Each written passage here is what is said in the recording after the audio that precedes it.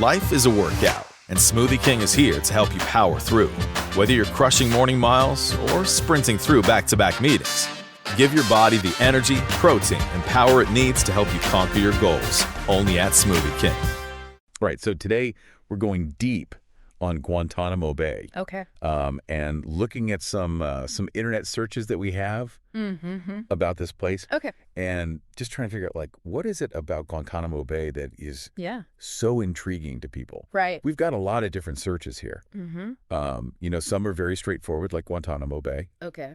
We've got some that are hinting at maybe some current events like Trump Guantanamo. And then we have some really weird ones like Lake and Riley Act summary. Interesting. Like, what is that all about? Yeah. So clearly this place is more than just a dot on the map. Yeah. So what do you think? Like, what's the pull here?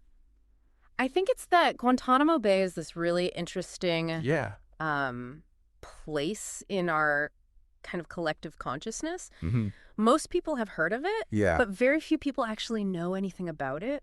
Right. And I think that the name itself carries a weight and a sense of mystery and unease. It does, for sure. So let's back up for a second, though, and start with just like the basics of Guantanamo Bay. Okay. Where exactly is this place? So it's in Cuba. Okay. But it's been leased to the U.S. Navy since like the early 1900s. Wow. 1903. Okay.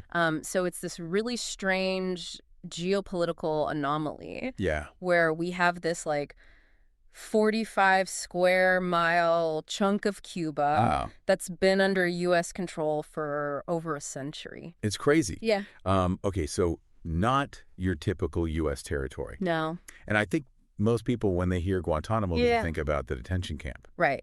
Gitmo, Guantanamo Bay Prison, these terms have become basically synonymous. Yeah, they really have. Yeah.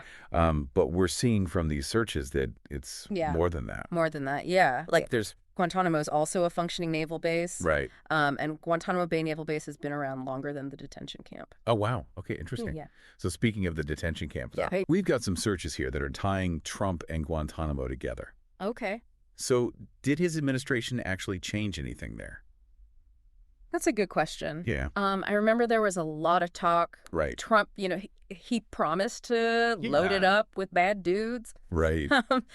But despite that really strong rhetoric, no new detainees were actually sent there during his presidency. Huh. Okay, so more bark than bite. Yeah, I think his biggest impact was that he reversed Obama's executive order to close the camp. Okay. And that solidified its continued operation. Gotcha. So more of a symbolic impact than a practical one. Yeah. Okay. Yeah. And then there's this one search that I'm just like, I don't even, Lake and Riley Act summary. Right. What is the connection to Guantanamo? Just a strange one, right? It's so weird. So the Lake and Riley Act is focused on child pornography. Okay. Making sure that victims have legal recourse. Okay. A connection to Guantanamo is strange. Yeah.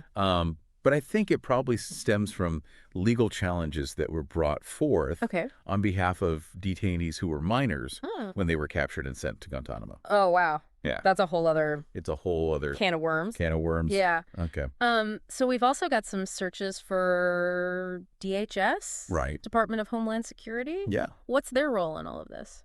So DHS is mostly involved in immigration and border security. Okay. I think in the context of Guantanamo, they're involved because they oversee the transfer of detainees who've been cleared for release to other countries. Oh, okay. So they manage that whole process. Exactly. Yeah. Okay. So we've covered like the where, the what, the who. Right. But let's get to like the heart of the matter here. Yeah. Like what makes Guantanamo such a controversial and ethically charged issue? I mean, Guantanamo has become kind of this focal point in discussions about human rights, due process, the line between national security and individual liberties, the indefinite detention of prisoners without trial, the use of controversial interrogation methods, the legal limbo that a lot of detainees face.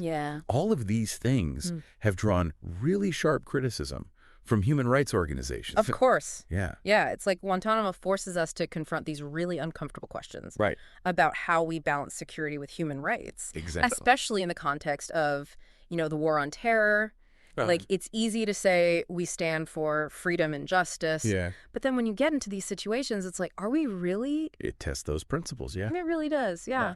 And we can't ignore the global impact either. Yeah, absolutely not. I mean, Guantanamo has become, in a lot of ways, a symbol of American power. Yeah. And its potential for overreach. Right. It's been used as a recruiting tool by extremist groups and continues to fuel anti-American sentiment. Yeah, around the world. It's really become this lightning rod for all of these issues. It really is. It's amazing how this one place, Guantanamo, has become shorthand for such complex and weighty issues. It's the power of place names, right? They become loaded with meaning. They carry the weight of history, trauma, political baggage. Guantanamo is more than just a location. It's this symbol.